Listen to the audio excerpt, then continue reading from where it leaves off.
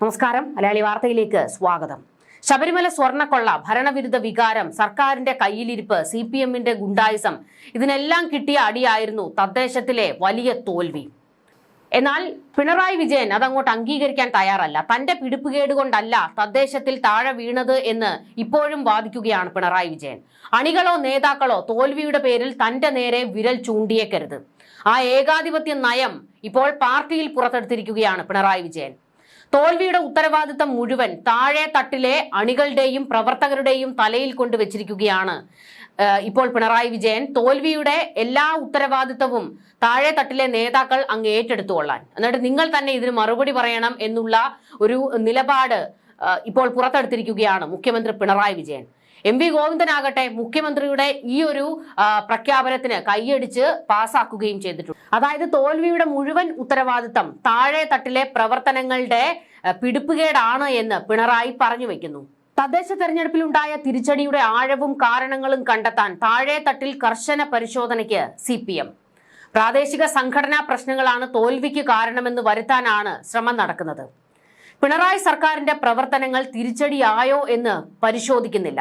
അങ്ങനെ ഒരു പരിശോധനയുടെ ആവശ്യമില്ല. എന്റെ കയ്യിൽ ഒരു തെറ്റും വന്നിട്ടില്ല എന്ന് പിണറായി പറയുകയാണ്. താഴെ തട്ടിലേക്ക് പരിശോധിച്ചാൽ മതി എന്നാണ് പിണറായി ഉത്തരവിട്ടിരിക്കുന്നത്.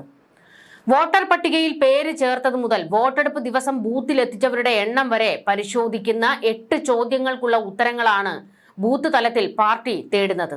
എന്നാൽ ഭരണവിരുദ്ധ വികാരവും അയ്യപ്പ തരംഗവും പാർട്ടി പരിശോധിക്കുന്നതുമില്ല.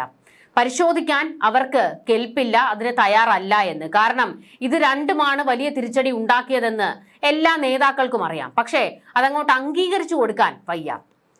താഴെ തട്ടിൽ അനിഷ്ടക്കാർക്കെതിരെ നടപടികളും വന്നേക്കാം. അതായത് തോൽവിയുടെ ഉത്തരവാദിത്തം പാർട്ടിക്ക് ഇഷ്ടപ്പെടാത്ത ചില നേതാക്കളിൽ കെട്ടിവെക്കാനുള്ള ഒരു നീക്കമാണ് നടക്കുന്നത്.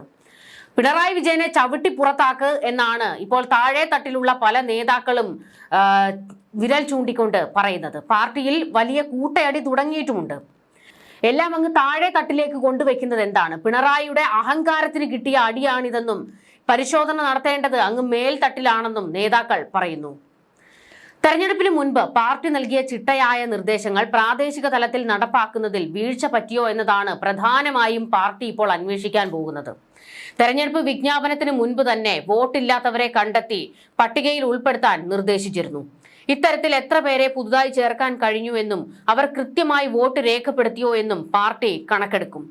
വാർഡ് ബൂത്ത് തലങ്ങളിൽ പാർട്ടി അംഗങ്ങൾക്കായി സംഘടിപ്പിച്ച ശില്പശാലകൾ എത്രത്തോളം ഫലപ്രദമായി എന്നതും പരിശോധനയുടെ പരിധിയിൽ വരും.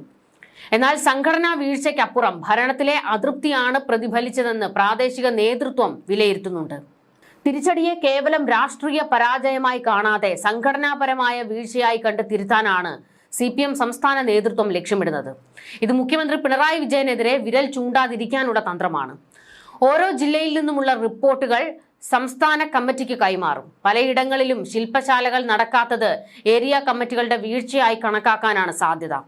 നിയമസഭാ തെരഞ്ഞെടുപ്പ് വരാനിരിക്കെ അടിയന്തര തിരുത്തൽ നടപടികൾ സ്വീകരിക്കാനാണ് പാർട്ടിയുടെ നീക്കം.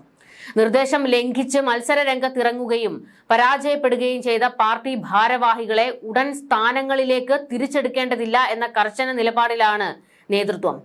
ബ്രാഞ്ച് സെക്രട്ടറി മുതൽ ഏരിയ സെക്രട്ടറി വരെയുള്ളവർ ഇത്തരത്തിൽ മത്സരിച്ച് തോറ്റത് ഗൗരവത്തോടെയാണ് പാർട്ടി കാണുന്നത്. പരിശോധനയുടെ ഭാഗമായി പ്രധാനമായും 4 കാര്യങ്ങളിലാണ് ബൂത്ത് തലത്തിൽ വ്യക്തത വരുത്തേണ്ടത്. ആകെ ചേർക്കാനുണ്ടായിരുന്ന വോട്ടുകൾ എത്രയായിരുന്നു? അതിൽ എത്രയെണ്ണം വിജയകരമായി ചേർക്കാൻ കഴിഞ്ഞു? തെരഞ്ഞെടുപ്പിൽ പാർട്ടി ലഭിക്കുമെന്ന് കരുതിയ വോട്ടുകളുടെ എണ്ണം എത്രയായിരുന്നു? ഉറപ്പിച്ച വോട്ടുകൾ എത്രയെണ്ണം? പോളിംഗ് ദിവസം പെട്ടിയിലായില്ല എന്നിവ കൃത്യമായി റിപ്പോർട്ട് ചെയ്യാൻ നിർദ്ദേശിച്ചിട്ടുണ്ട്. ഈ കണക്കുകളിലെ പൊരുത്തക്കേടുകൾ വഴി എവിടെയാണ് പാളിച്ച സംഭവിച്ചതെന്ന് വ്യക്തമാകുമെന്നാണ് പാർട്ടി കരുതുന്നത്. ഓരോ ഏരിയ കമ്മിറ്റിക്കും കീഴിലുള്ള ബൂത്തുകളിലെ പങ്കാളിത്തവും വീഴ്ചകളും ഇതോടെ പുറത്തുവരും. എന്നാൽ ഭരണപരാജയങ്ങളിൽ പരിശോധന നടത്താത്തത് നിയമസഭാ തെരഞ്ഞെടുപ്പിനെയും ബാധിക്കും എന്ന വിലയിരുത്തലുണ്ട്. അതായത് പ്രാദേശിക നേതാക്കളും താഴെ തട്ടിലുള്ള പ്രവർത്തകരും പറയുന്നത് താഴെ തട്ടിലല്ല, അടിത്തറ പൊളിയാൻ കാരണമായത് മേൽത്തട്ടിന്റെ പിടിപ്പുകേട് കൊണ്ടാണ് എന്നായിരുന്നു. CPM-നെ പോലും ഏറ്റവും വിറപ്പിച്ച ഒരു കാര്യം പഞ്ചായത്തുകളിൽ ഇവർക്കുണ്ടായ തിരിച്ചടിയാണ്. നമ്മൾ മറ്റു പാർട്ടികളെ പോലെയല്ല CPM-ന്റെ അടിത്തറ ശക്തമാണ്. നമ്മളത് എപ്പോഴും പറയാറുള്ള ഒരു കാര്യവുമാണ്. BJP-യെ പോലെയോ അല്ലെങ്കിൽ കോൺഗ്രസ് പാർട്ടിയെ പോലെയോ ഒന്നുമല്ല CPM-ന്റെ താഴെ തട്ടിലുള്ള പ്രവർത്തനങ്ങൾ. അവരുടെ അടിത്തറ അതിശക്തമാണ്. അത് അത്ര പെട്ടെന്നൊന്നും ഇളകുന്നതല്ല. കാരണം ഈ DYFI-യുടെയും SFI-യുടെയും CPM-ന്റെയും ഒക്കെ നേതൃത്വത്തിൽ താഴെ തട്ടിൽ ഒരുപാട് പ്രവർത്തനങ്ങളാണ് നടക്കുന്നത്. പഞ്ചായത്തുകളിൽ CPM വീഴുന്ന ഒരു ചരിത്രം പോലും ഇല്ല. എന്നാൽ അവിടെ പോലും തിരിച്ചടി ഉണ്ടാകാൻ കാരണമായത് ഈ സർക്കാരിന്റെ പിടിപ്പുകേട് തന്നെയാണ്. പിണറായി വിജയന്റെ ഭരണത്തിന്റെ ഗുണം കൊണ്ടാണ്. അതിൽ ശബരിമല വലിയ രീതിയിൽ തിരിച്ചടിച്ചിട്ടുണ്ട്. ശബരിമലയിൽ നടന്ന കൊള്ള, അതിൽ ഉൾപ്പെട്ടവരെ പാർട്ടി സംരക്ഷിക്കുന്നത് എല്ലാവർക്കും, കേരളത്തിലെ ജനങ്ങൾക്ക്, സാധാരണക്കാർക്ക് പോലും മനസ്സിലായ കാര്യമായിരുന്നു. പത്മകുമാറിനെയും വാസുവിനെയും ഒക്കെ പാർട്ടി ചേർത്ത് നിർത്തിയത് വലിയ തിരിച്ചടി ഉണ്ടാക്കുമെന്ന് താഴെ തട്ടിലുള്ള നേതാക്കൾ മുന്നറിയിപ്പ് കൊടുത്തതാണ്. എന്നാൽ അതെല്ലാം അവഗണിച്ചുകൊണ്ട് പത്മകുമാറും വാസുവും കുറ്റാരോപിതർ മാത്രമാണ്, അവർക്കെതിരെ ഉടനെ നടപടി വേണ്ട എന്നൊക്കെയുള്ള ക്യാപ്സൂളും കൊണ്ട് പാർട്ടി ഇരുന്നതാണ് ഈ താഴെ തട്ടിലെ അടിത്തറ ഇളകാൻ കാരണം. ഭരണവിരുദ്ധ വികാരം വലിയ രീതിയിലുണ്ടായിരുന്നു. സർക്കാർ ഒരുപാട് വികസന പ്രവർത്തനങ്ങൾ നടത്തി. എന്നാൽ അതിനൊക്കെ അപ്പുറത്ത് ഭരണവിരുദ്ധ വികാരം തലപൊക്കി നിന്നു. ഈ സർക്കാരിന്റെ ഏകാധിപത്യ നയത്തിനെതിരെ ജനങ്ങൾ പോലും ശബ്ദിച്ചു തുടങ്ങിയിരുന്നു. ജനദ്രോഹപരമായ എന്തെല്ലാം നടപടികളാണ് CPM-ന്റെ ഭാഗത്ത് നിന്നുണ്ടായത്. CPM-ന്റെ ഗുണ്ടായിസവും അത്രത്തോളം അതിരുകടന്നു പോയിരുന്നു. അതിനെല്ലാം കൂടി കിട്ടിയ അടിയാണ് തദ്ദേശത്തിൽ. പക്ഷേ പിണറായി തന്റെ തെറ്റുകൊണ്ടാണ് തദ്ദേശത്തിൽ തോൽവി ഏറ്റുവാങ്ങേണ്ടി വന്നത് എന്ന് സമ്മതിച്ചു കൊടുക്കാനേ തയ്യാറല്ല. താഴെ തട്ടിലാണ് പ്രശ്നമുണ്ടായത്. താഴെ തട്ടിൽ പരിശോധന നടത്തണം, താഴെ തട്ടിൽ മാറ്റങ്ങൾ വരുത്തണം, താഴെ തട്ടിൽ പൊളിച്ചെഴുത്ത് നടത്തണം എന്നൊക്കെയാണ് പിണറായി പറയുന്നത്. എന്നാൽ MV ഗോവിന്ദൻ ഉൾപ്പെടെ എല്ലാ നേതാക്കൾക്കും, എന്തിനേറെ പിണറായി വിജയന് വരെ അറിയാം സ്വന്തം കയ്യിലിരിപ്പ് കൊണ്ട് തന്നെയാണ് തദ്ദേശ തെരഞ്ഞെടുപ്പിൽ അടിയേറ്റ് വീണതെന്ന്. ആര്യ രാജേന്ദ്രന്റെയൊക്കെ കയ്യിലിരിപ്പ് നമ്മൾ എത്രയോ തവണ ചർച്ച ചെയ്തതാണ്. തിരുവനന്തപുരം കോർപ്പറേഷൻ CPM-ന്റെ കയ്യിൽ നിന്ന് പോകാൻ ഏക കാരണക്കാരി ആര്യ രാജേന്ദ്രനാണ്. അതുപോലെ CPM-ന്റെ എത്രയോ നേതാക്കളുടെ ഗുണ്ടായുസങ്ങൾ പലപ്പോഴും കേരളം ചർച്ച ചെയ്തു കഴിഞ്ഞതാണ്. ഇതെല്ലാം വലിയ തിരിച്ചടി അവർക്കുണ്ടാക്കി. ശബരിമല കൊള്ള അത് പാർട്ടിയെ ഒരു രീതിയിലും ബാധിച്ചിട്ടില്ല, സർക്കാരിനെയും ബാധിച്ചിട്ടില്ല എന്നായിരുന്നു ഇപ്പോഴും ഈ നേതാക്കൾ പറഞ്ഞുകൊണ്ടിരിക്കുന്നത്. പക്ഷേ ശബരിമലയിൽ നടത്തിയ കൊള്ള അത് വിശ്വാസികൾക്കിടയിൽ വലിയ മുറിവേൽപ്പിച്ചു, അവരുടെ വിശ്വാസത്തെ വ്രണപ്പെടുത്തി. അതിനും കൂടിയുള്ള തിരിച്ചടിയാണ് CPM-ന് കിട്ടിയത്.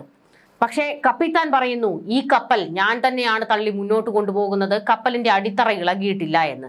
താഴെ തട്ടിലുള്ളവർ ഒന്ന് സ്ട്രോങ് ആയി പിടിച്ചു കഴിഞ്ഞാൽ കപ്പൽ ഇനിയും തള്ളാം എന്നാണ് മുഖ്യമന്ത്രി പറയുന്നത്. ന്യൂസ് ഡെസ്ക് മലയാളി വാർത്ത.